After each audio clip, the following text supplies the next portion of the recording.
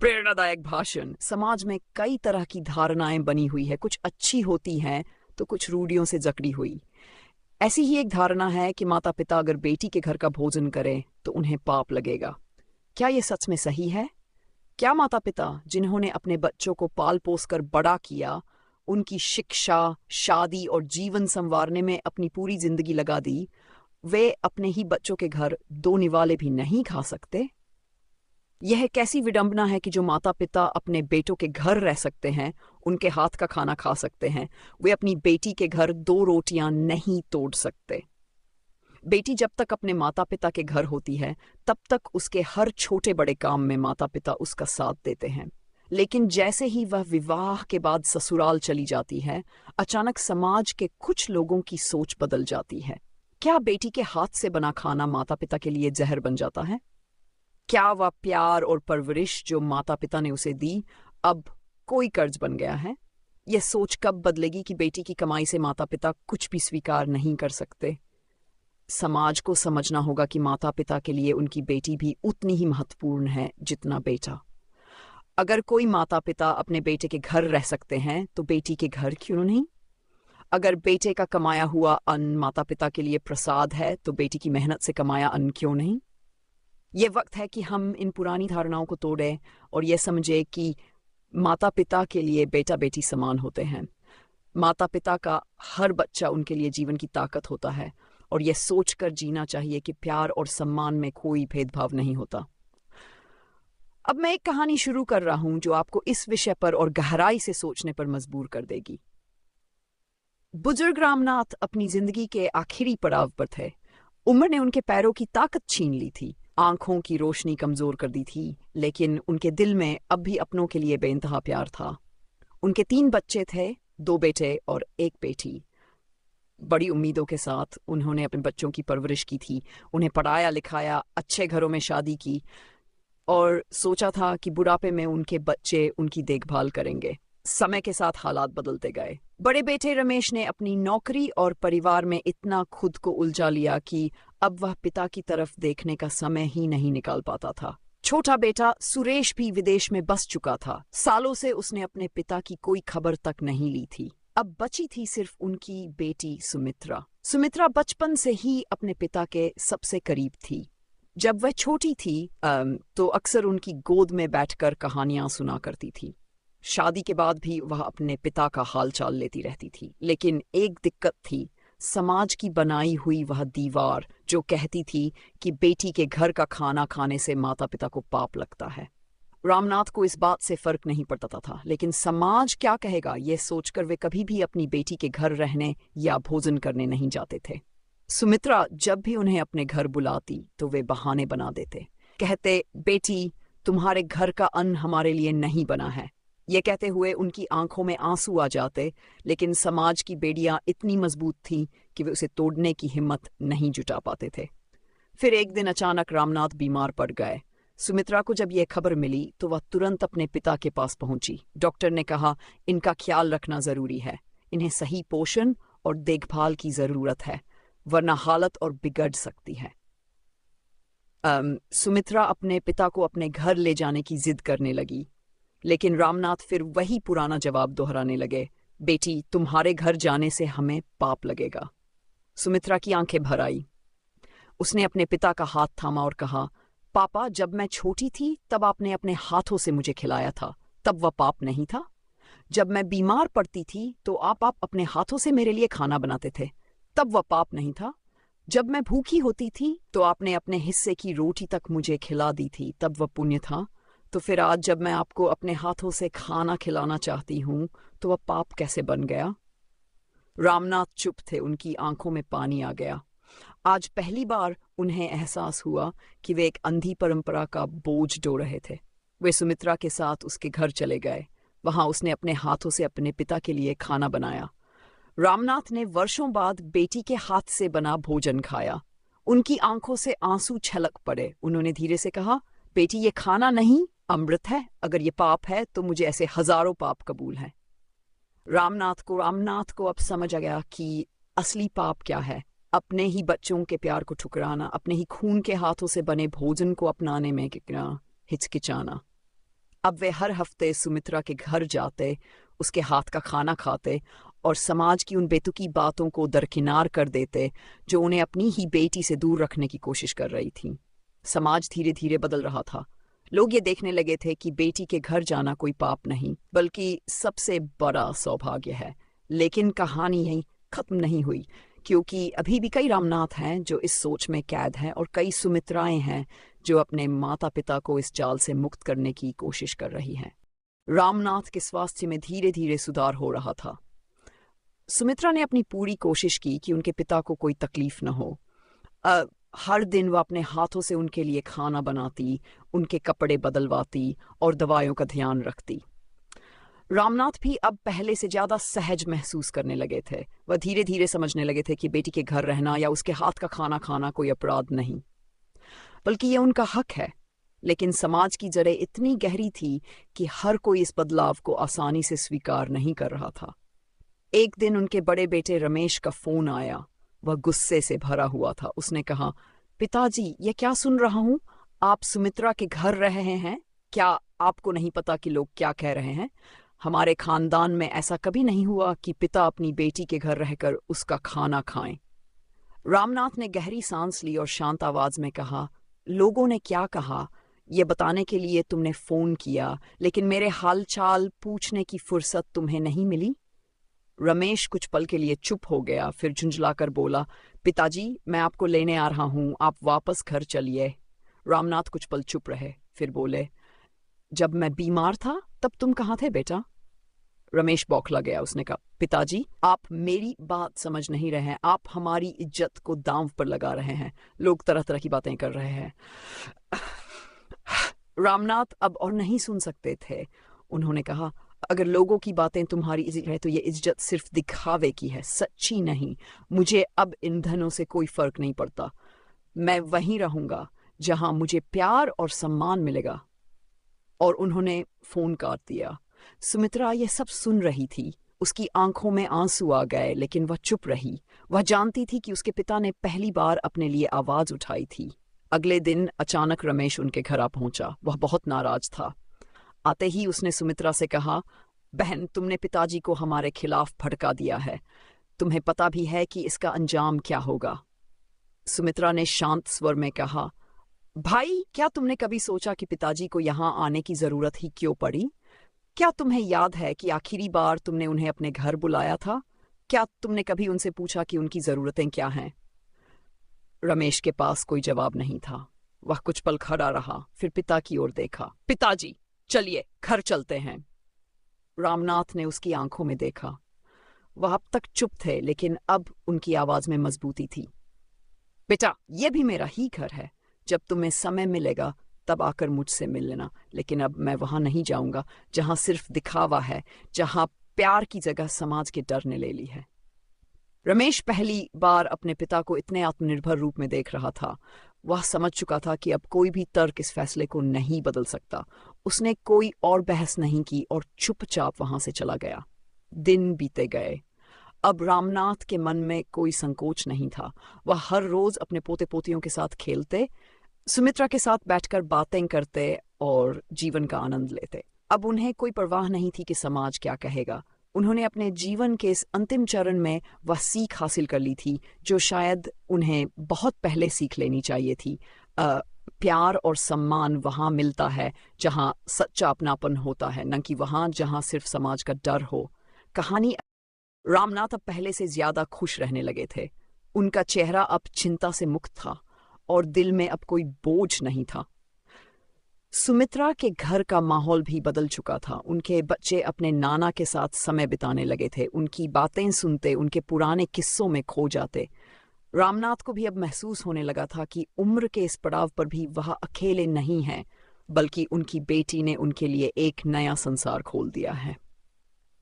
एक दिन रामनाथ अपनी पुरानी डायरी के कुछ पन्ने पलट रहे थे। उसमें उनके जीवन की कई यादें दर्ज थीं। उन्होंने सुमित्रा को पास बुलाया और कहा, बेटी देखो, यह वो दिन थे जब मैंने सोचा था कि बुढ़ापा आसान होगा। जब मैं तुम्हारे और तुम्हारे भाइयों के भविष्य के बारे में सोचता था, तब यही ख्वाहिश होती थी कि तुम सब खुश रहो। मैंने कभी ये नहीं सोचा था कि एक दिन मुझे ये भी तय करना पड़ेगा कि मुझे कहाँ रहना चाहिए और किसके हाथ का खाना खाना चाहिए। ये कितना अजीब है ना?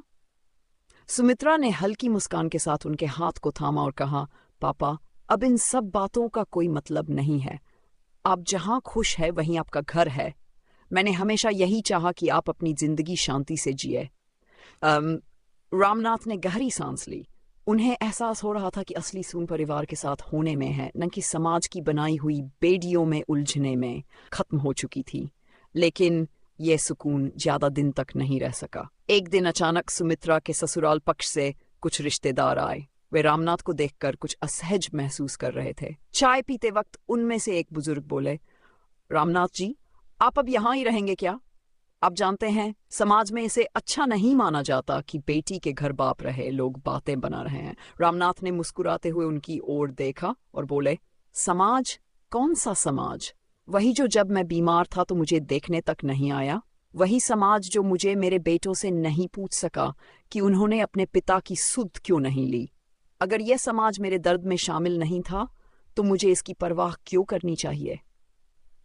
रिश्तेदारों के पास कोई जवाब नहीं था। वे इधर उधर देखने लगे। तभी सुमित्रा ने भी दृढ़ आवाज में कहा, जब बेटे अपने माता पिता की जिम्मेदारी छोड़ देते हैं तब बेटियां ही उनका सहारा बनती हैं। अगर किसी को ये बात अच्छी नहीं लगती तो ये उनकी सोच की समस्या है, हमारी नहीं। रिश्तेदारों को यह अंदाजा नहीं था कि सुमित्रा इतनी मजबूती से अपने पिता के पक्ष में खड़ी होगी। वे बिना कुछ कहे चुपचाप चले गए, लेकिन इस घटना ने रामनाथ को और भी मजबूत बना दिया। उन्हें अब इस बात की कोई परवाह नहीं थी कि समाज क्या सोचता है। वे जानते थे कि उन्होंने जो फैसला लिया है वह सही है। अब वे हर रोज एक नई उमंग के साथ दिन बिताने लगे। वे कभी पास के पार्क में टहलने जाते, कभी सुमित्रा के बच्चों के साथ कहानियां सुनाने बैठ जाते। उनके जीवन में अब किसी भी तरह का कोई डर या पछतावा नहीं बचा था। लेकिन तभी एक दिन एक अनहोनी हो गई। रामनाथ सुबह उठे पर उनकी तबीयत कुछ ज्यादा ही खराब लग रही थी। उन्हें हल्का बुखार था और सांस लेने में तकलीफ हो रही थी। सुमित्रा ने तुरंत डॉक्टर को बुलाया।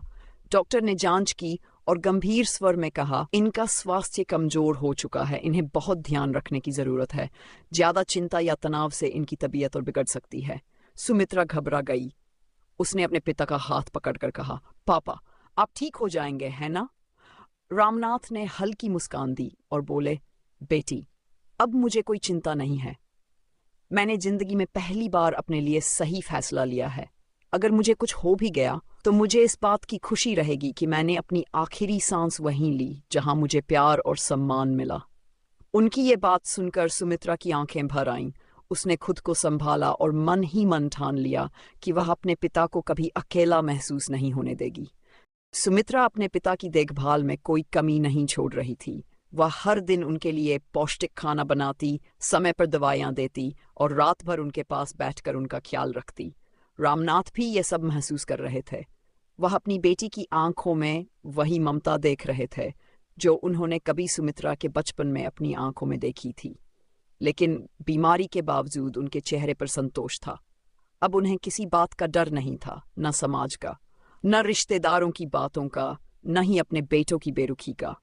उन्हें बस इस बात की तसल्ली थी कि उनकी जिंदगी के आखिरी दिन प्यार और सम्मान के साथ कट रहे हैं। एक दिन अचानक रमेश फिर से घर आया। इस बार वह अकेला नहीं था, उसके साथ उसका छोटा भाई राजेश भी था।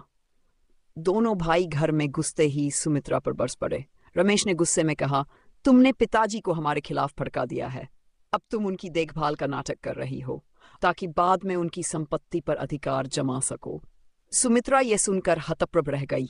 उसकी आंखों में आंसू आ गए, लेकिन उसने खुद को संभालते हुए कहा, भाई, जब पापा को तुम्हारी सबसे ज्यादा जरूरत थी तब तुम कहाँ थे? जब ये बीमार पड़े तब तुमने एक बार भी आकर हालचाल नहीं पूछा। अब जब ये ठीक होने लगे हैं तो तुम संपत्ति की बात कर रहे हो। राजेश चिढ़कर बोला, बात संपत्ति की नहीं है, बात इज्जत की है। लोग हमारे बारे में उल्टी सीधी बातें कर रहे हैं। हमारे रिश्तेदार कहते हैं कि हमने अपने पिता को बेटी के भरोसे छोड़ दिया। हमें भी समाज में रहना है, हमें भी अपनी इज्जत बचानी है। रामनाथ ने यह सब सुना और धीमे स्वर में कहा, इज्जत? किसकी इज्जत की बात कर रहे हो तुम लोग? उस समाज की जिसने एक बार भी मेरे लिए चिंता नहीं की, उस समाज की जिसने मुझसे ये नहीं पूछा कि मैं कैसा हूं। बेटा, इज्जत इंसान के कर्मों से बनती है, लोगों की बातों से नहीं। रमेश को समझ नहीं आ रहा था कि वह क्या बोले। वह अपने पिता को हमेशा एक शांत और दब्बू इंसान के रूप में जानता था, लेकिन आज उनके शब्दों में एक अनोखी दृढ़ता थी। राजेश ने जब देखा कि उनके तर्क काम नहीं कर रहे, तो उसने एक और चाल चली। उसने कहा, ठीक है, आप यहाँ रहना चाहते हैं तो रहिए, लेकिन याद रखिए अब हम आपके बेटे नहीं हैं। जब अंतिम समय आएगा तब हम आपकी चिता को आग भी नहीं देंगे। सुमित्रा ये सुनकर अंदर तक हिल गई। उसने सोचा कि कैसे कोई बेटा अपने पिता से इस तरह बात कर सकता है, लेकिन रामनाथ मुस्कुरा दिए। उन्होंने शांत स्वर में कहा, बेटा, मेरा अंतिम संस्कार करने का अधिकार तुमसे बड़ा नहीं है। जब मेरी बेटी ने मुझे जीवन दिया है, जब उसने मेरी हर जरूरत का ध्यान रखा है, तो मेरा अंतिम समय भी वही संभालेगी। मुझे तुम लोगों की जरूरत नहीं है। रमेश और राजेश के चेहरे उतर गए। वे चुपचाप वहां से चले गए, लेकिन जाते जाते उन्होंने कह दिया, अब जब समाज में तुम्हारी बेइज्जती होगी तब मत कहना कि हमने तुम्हें नहीं समझाया था। उनके जाने के बाद सुमित्रा अपने पिता के पास आई। उसकी आंखें छलछला रही थी। उसने कहा, पापा, मुझे माफ कर दो, मेरी वजह से आपको ये सब सुनना पड़ा। रामनाथ ने मुस्कुराते हुए उसका सिर सहलाया और कहा, बेटी, तुम्हारी वजह से नहीं, तुम्हारी बदौलत मैं आज खुश हूं। अगर तुम नहीं होती तो शायद मैं अकेलेपन में घुटकर मर जाता। बेटा बेटी में फर्क करना समाज की सबसे बड़ी गलती है, लेकिन मुझे गर्व है कि मेरी बेटी मेरे साथ खड़ी है। दिन बीते गए। रामनाथ की तबीयत कभी ठीक रहती, कभी बिगड़ जाती, लेकिन अब उनके चेहरे पर संतोष था। वह जानते थे कि उन्होंने अपनी जिंदगी का सबसे बड़ा फैसला खुद लिया था, और वह भी सही। अब उन्हें किसी बात की चिंता नहीं थी। सुमित्रा ने भी ठान लिया था कि वह अपने पिता को कभी अकेला महसूस नहीं होने देगी। फिर एक दिन कुछ ऐसा हुआ जिसने पूरे परिवार को हिलाकर रख दिया। रात का समय था, घर में हल्की रोशनी थी और बाहर धीमी हवा बह रही थी। सुमित्रा अपने पिता के पास बैठी थी, उनके माथे पर हाथ फेरते हुए उन्हें सुलाने की कोशिश कर रही थी, लेकिन रामनाथ की आंखों में नींद नहीं थी। वह गहरी सोच में डूबे हुए थे। अचानक उन्होंने सुमित्रा का हाथ पकड़ा और धीमी आवाज में बोले, बेटी, एक बात कहूं? सुमित्रा ने मुस्कुराते हुए कहा, कहिए पापा, आप कुछ भी कह सकते हैं। रामनाथ ने गहरी सांस ली और बोले, जब मैं इस दुनिया से चला जाऊं तो मेरी चिंता मत करना। मैं जहां भी रहूंगा तुम्हारे इस प्यार को याद करूंगा, लेकिन मैं चाहता हूं कि तुम खुद को कभी दोषी मत मानना। तुमने मेरे लिए जो किया वह कोई बेटा भी नहीं कर सकता था। सुमित्रा की आंखें भर आई, लेकिन उसने खुद को संभाला और हल्के स्वर में बोली, पापा, आप ऐसी बातें क्यों कर रहे हैं? आपको कुछ नहीं होगा। मैं आपको और भी सालों तक अपने साथ रखूंगी। रामनाथ मुस्कुरा दिए, लेकिन उनकी आंखों में एक अनकहा दर्द था, जैसे वह जानते हों कि अब उनके पास ज्यादा समय नहीं बचा। अगली सुबह सुमित्रा की नींद अचानक खुल गई। उसने देखा कि रामनाथ अभी तक सोए हुए थे, लेकिन उनकी सांसें बहुत धीमी हो चुकी थी। उसका दिल जोर से धड़कने लगा। उसने जल्दी से डॉक्टर को बुलाया। डॉक्टर ने उनकी नब्ज देखी, कुछ पल रुककर गहरी सांस ली और सुमित्रा की ओर देखा। मुझे बहुत अफसोस है, अब हम कुछ नहीं कर सकते। सुमित्रा के पैरों तले जमीन खिसक गई। उसके कानों में डॉक्टर की आवाज गूंज रही थी, लेकिन उसे कुछ सुनाई नहीं दे रहा था। वह अपने पिता को झकझोरने लगी, पापा, उठिए, देखिए, मैं यहां हूं, आप ऐसे कैसे जा सकते हैं? लेकिन रामनाथ अब किसी की आवाज नहीं सुन सकते थे। घर में मातम छा गया। सुमित्रा फूट फूट कर रो रही थी, लेकिन उसके आंसुओं से अब कुछ बदल नहीं सकता था। आस पड़ोस के लोग इकट्ठा हो गए। तभी खबर रमेश और राजेश तक भी पहुंची। वे दोनों दौड़ते हुए आए, लेकिन उनकी आंखों में वह गहराई नहीं थी जो एक बेटे को अपने पिता के लिए महसूस करनी चाहिए। रमेश ने आकर तुरंत पूछा, अब अंतिम संस्कार की तैयारी कैसे होगी? समाज क्या कहेगा? राजेश ने भी सहमति में सिर हिलाया, हाँ, अब हमें यह तय करना होगा कि क्या करना चाहिए। सुमित्रा ने आंखें उठाई। उसकी आंखों में अब आंसू की जगह गुस्सा था। वह उठी और सीधी अपने भाइयों की तरफ देखती हुई बोली, जब मेरे पापा जिंदा थे तब तुम दोनों ने उन्हें अपनाने से इनकार कर दिया था। अब जब वे चले गए तो तुम्हें समाज की चिंता हो रही है? क्या तुम लोगों को तनिक भी शर्म नहीं आती? रमेश चिढ़कर बोला, हमारे संस्कार हमें यही सिखाते हैं कि बेटा ही पिता का अंतिम संस्कार करे। समाज भी यही मानता है। सुमित्रा ने एक गहरी सांस ली और जवाब दिया, संस्कार? किस संस्कार की बात कर रहे हो? दुनिया में माता पिता की सेवा से बड़ा कुछ नहीं होता। उस संस्कार को तुमने तब क्यों नहीं अपनाया जब पापा अकेले थे, जब उन्हें तुम्हारी जरूरत थी? नहीं, यह अधिकार अब तुम लोगों का नहीं है। यह अधिकार केवल मुझे है। मैंने पापा का अंतिम समय तक साथ निभाया है और अब उनकी अंतिम विदाई भी मैं ही दूंगी। पूरी भीड़ खामोश थी। कोई कुछ कहने की हिम्मत नहीं कर रहा था। पंडित जी भी खड़े थे। उन्होंने सुमित्रा की आंखों में जो दृढ़ता देखी वह अनोखी थी। उन्होंने धीरे से कहा, बेटा, तुम्हारे पिताजी काजी का अंतिम संस्कार करने का अधिकार तुम्हें ही है। तुमने उनके लिए जो किया वही असली धर्म है। रमेश और राजेश ने गुस्से में वहां से जाने का फैसला किया। उन्हें यह पसंद नहीं था कि उनकी बहन समाज के सामने इतनी मजबूती से खड़ी हो रही थी, लेकिन इस बार सुमित्रा को उनकी परवाह नहीं थी। उसने अपने पिता की अंतिम यात्रा को पूरे सम्मान के साथ पूरा किया। उसने चिता को अग्नि दी और हाथ जोड़कर खड़ी हो गई। उसके आंसू बह रहे थे, लेकिन इन आंसुओं में कोई पछतावा नहीं था। रामनाथ अब इस दुनिया में नहीं थे, लेकिन उनकी आत्मा को सुकून था। वह जानते थे कि उनकी बेटी ने उन्हें अकेला नहीं छोड़ा, बल्कि उनकी सेवा में अपना सर्वस्व लगा दिया। सुमित्रा ने अपने पिता को आखिरी बार अलविदा कहा और मन ही मन सोचा कि उसने अपने जीवन का सबसे बड़ा कर्तव्य निभा लिया। लेकिन यह कहानी यहीं खत्म नहीं हुई। यह तो बस एक नया अध्याय शुरू होने की शुरुआत थी। सुमित्रा अपने पिता की अस्थियां गंगा में प्रवाहित कर चुकी थी। उसका मन अब भी भारी था, लेकिन उसके भीतर एक अजीब सी शांति थी। उसने अपने पापा का हर फर्ज निभाया था और अब वह खुद को पहले से कहीं ज्यादा मजबूत महसूस कर रही थी। घर लौटते समय उसकी नजरें खाली सड़क पर टिकी हुई थीं। हर मोड़, हर रास्ता उसे अपने पिता की याद दिला रहा था। घर आकर उसने धीरे से पापा की कुर्सी पर हाथ फेरा, जहां वे अक्सर बैठा करते थे। वह चाहती तो इस कुर्सी को हटा सकती थी, लेकिन उसने ऐसा नहीं किया। यह कुर्सी उसकी यादों का हिस्सा थी। समय बीतता गया, लेकिन सुमित्रा की जिम्मेदारियां कम नहीं हुईं। उसके बच्चे बड़े हो रहे थे, घर की जरूरतें बढ़ रही थीं, लेकिन उसने कभी अपने दुख को अपने परिवार पर हावी नहीं होने दिया। वह अब भी वैसे ही अपने काम में लगी रहती, वैसे ही अपने बच्चों को स्नेह देती या वैसे ही अपने जीवन को आगे बढ़ाती। मगर समाज अब भी पीछे नहीं था। पड़ोस की औरतें जब भी उसे देखती फुसफुसाती, देखो, यह वही लड़की है जिसने अपने पिता का अंतिम संस्कार किया। क्या जमाना आ गया है, बेटियां बे बनने लगी हैं। सुमित्रा ने शुरू में इन बातों को नजरअंदाज किया, लेकिन जब ये बात उसके बच्चों तक पहुंचने लगी, तब उसे एहसास हुआ कि यह केवल शब्द नहीं है, बल्कि यह उस सोच का हिस्सा है जो सदियों से चली आ रही है। एक दिन उसका बेटा रोहित स्कूल से आया और उदास मन से बोला, माँ, क्या तुमने सच में नाना जी का अंतिम संस्कार किया था? सुमित्रा ने उसकी ओर देखा और प्यार से पूछा, हाँ बेटा, किया था। लेकिन तुम ये क्यों पूछ रहे हो? रोहित ने सिर झुका लिया और धीमे स्वर में बोला, स्कूल में मेरे दोस्त कह रहे थे कि यह गलत है, ऐसा करना पाप होता है। क्या मैंने कुछ गलत सुना है माँ? सुमित्रा को समझ आ गया कि अब समय आ गया है कि वह अपने बच्चों को इस समाज की असली हकीकत से अवगत कराए। उसने रोहित को पास बिठाया और प्यार से समझाया, बेटा, दुनिया में बहुत सारी बातें कही जाती हैं, लेकिन जरूरी नहीं कि सब सही हो।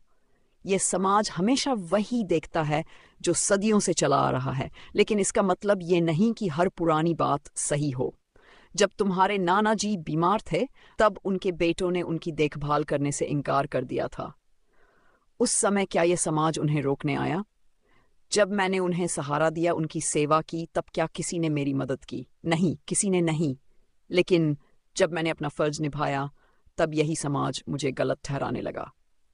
रोहित चुपचाप सुन रहा था। उसकी आंखों में मासूमियत थी, लेकिन उसके मन में कई सवाल थे। उसने धीरे से पूछा, लेकिन माँ, अगर तुमने सही किया था तो फिर लोग ऐसा क्यों कह रहे हैं? सुमित्रा हल्की मुस्कान के साथ बोली, क्योंकि बेटा, लोग वही देखते हैं जो उन्हें देखने की आदत होती है। उन्हें यह देखने की आदत नहीं कि एक बेटी भी अपने पिता की चिता को अग्नि दे सकती है। उन्हें यह स्वीकार करने में तकलीफ होती है कि बेटियां भी उतनी ही सक्षम हैं जितने बेटे। लेकिन हमें उनकी सोच से डरकर अपने सच को बदलना नहीं चाहिए। सच वही होता है जो सही होता है, न कि वह जो दुनिया को पसंद आए।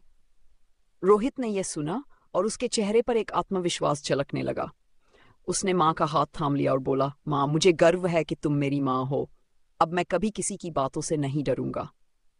सुमित्रा ने उसके सिर पर हाथ फेरा और मन ही मन सोचा कि शायद यही असली बदलाव की शुरुआत थी। दिन बीतते गए। सुमित्रा अब पहले से ज्यादा निडर हो चुकी थी। वह समाज की बातों को सुनती जरूर थी, लेकिन अब उन पर ध्यान देना बंद कर चुकी थी। उसने महसूस किया कि दुनिया को बदलने के लिए खुद को मजबूत बनाना जरूरी होता है, और वही उसने किया। लेकिन उसके जीवन में एक और मोड़ आने वाला था, एक ऐसी परीक्षा जो उसे फिर से साबित करने के लिए मजबूर कर देगी कि एक बेटी किसी भी मायने में बेटे से कम नहीं होती। सालों बाद जब सुमित्रा अपने पोते पोतियों के साथ बैठी थी, तब उनमें से एक ने मासूमियत से पूछा, दादी, लोग कहते हैं बेटियां कमजोर होती हैं, क्या ये सच है? सुमित्रा ने मुस्कुराते हुए जवाब दिया, नहीं बेटा, ये सच नहीं है। समाज ने हमेशा बेटियों को कमजोर समझा, लेकिन जब वक्त आया तो वही बेटियां सबसे बड़ी ताकत बनकर उभरी। मैंने अपने पिता के लिए जो किया वह कोई मजबूरी नहीं थी, वह मेरा प्रेम था, मेरा कर्तव्य था। बच्चे उसे ध्यान से सुन रहे थे, तभी उसका पोता बोला, लेकिन दुनिया तो अब भी यही सोचती है ना दादी? सुमित्रा ने प्यार से उसके सिर पर हाथ फेरा और कहा, बेटा, दुनिया वही सोचती है जो उसे आसान लगता है, लेकिन अगर हम सच के साथ खड़े रहे तो एक दिन यही दुनिया बदल भी सकती है। बदलाव तब आता है जब कोई पहला कदम बढ़ाता है, और मैंने बस वही किया था। कमरे में सन्नाटा था, लेकिन उस सन्नाटे में एक गूंज थी, एक सीख थी। सुमित्रा जानती थी कि उसने अपने जीवन में जो फैसले लिए वे मुश्किल थे, लेकिन वे सही थे। अब उसे किसी की परवाह नहीं थी, न समाज की, न परंपराओं की। उसे सिर्फ इस बात की खुशी थी कि उसने अपने पिता के लिए वह किया जो एक सच्चा संतान करता है। इस कहानी का सबसे बड़ा संदेश यही है कि सही और गलत का फैसला हमें समाज से नहीं, अपने दिल और कर्तव्य से करना चाहिए। जो प्यार और सेवा करता है वही सच्चा बेटा या बेटी होता है। कर्तव्य का कोई जेंडर नहीं होता, सेवा का कोई धर्म नहीं होता, और सच्चे रिश्तों की कोई सीमा नहीं होती। अगर आपको यह कहानी पसंद आई हो और आप भी मानते हैं कि बेटियां किसी से कम नहीं होती, तो इसे ज़रूर शेयर करें। अपने विचार नीचे कमेंट करें, और आगे भी ऐसी प्रेरणादायक कहानियां सुनने के लिए इस पेज को लाइक और सब्सक्राइब ज़रूर करें।